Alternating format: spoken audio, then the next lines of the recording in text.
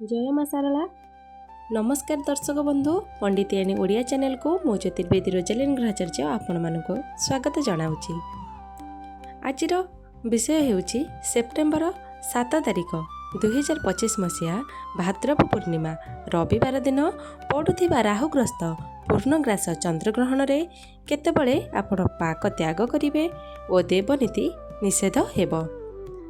ता सहित ग्रहण स्पर्श केतेबेले हेबो, पूर्णग्रास चंद्रग्रहण आरंभ केउं समय रे, पूर्णग्रास समाप्ति केउं समय रे, ग्रहण मुख्य केतेबेले हेबो एवं ग्रहण दर्शन रे 12 गोटी राशि मानक मध्यरु केउं राशि को शुभ और केउं नक्षत्र को शुभ एवं ता सहित गर्भवती नारी माने ग्रहण समय रे कौन करिवे, ग्रहण मुख्य परे केउं जल रे स्नान कले आपण को अक्षय पुण्य प्राप्ति हेबो से विषय रे आजिर भिडियोटी। ताहा पूर्व आपण जदि यूट्यूब रे एही वीडियो को देखुचंदी तेबे वीडियो को लाइक करंतु, कमेंट करंतु, चैनल ले नुआ होइतिले चैनल को सब्सक्राइब करंतु। जदि आपण फेसबुक पेज रे वीडियो को देखुचंदी तेबे पेज को फॉलो करंतु और वीडियो को लाइक करंतु, शेयर मध्य करंतु। आसंतु चंद्रग्रहण विषय रे विस्तृत भावे आलोचना करिबा। राहुग्रस्त पूर्णग्रास चंद्रग्रहण सेप्टेम्बर 7 तारिख भाद्रप पूर्णिमा रविवार। ग्रहण स्पर्शर समय हेउची रात्रि 9:57 पूर्णग्रास आरंभ हेउची रात्रि घंटा 11:46। ग्रहण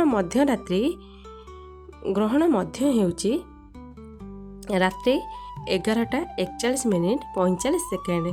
पूर्णग्रास समाप्त हेउची रात्रि 12:22:52।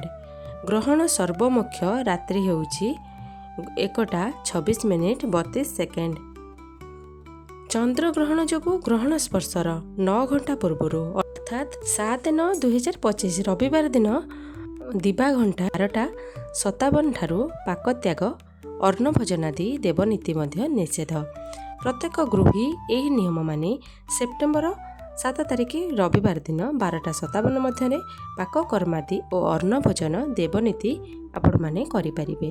ता पर ठारू अर्थात दिन घंटा 12:57 पर ठारू 1:27 मध्य कौनसी प्रकार अन्न भोजन आदि करिबा निषेध, किंतु बालक वृद्ध रोगी पक्षे नियम लंघनीय।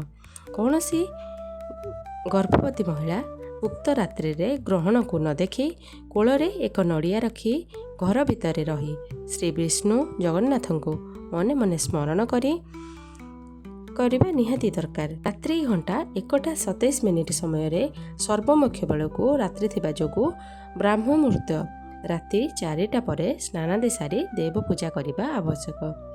सूर्योदय परे स्नानादि सारी देव पूजा पाककर्म सारी अन्नादि भोजन करें। अद्य कौनसी प्रकार श्राद्धादि कर्म दिबा 12:57 मध्य कराजिबारे कौनसी बाधा नहीं। ग्रहण दर्शन 12 गोटी राशि मध्यरु केउ राशि को ग्रहण दर्शन रे शुभ से राशि विषय रे आसंतु आलोचना करिबा। मेष राशि, वृष राशि, मिथुन राशि, सिंह राशि, कन्या राशि, तुला राशि, मकर राशि और कुंभ राशि पक्षे ग्रहण दर्शन शुभप्रद।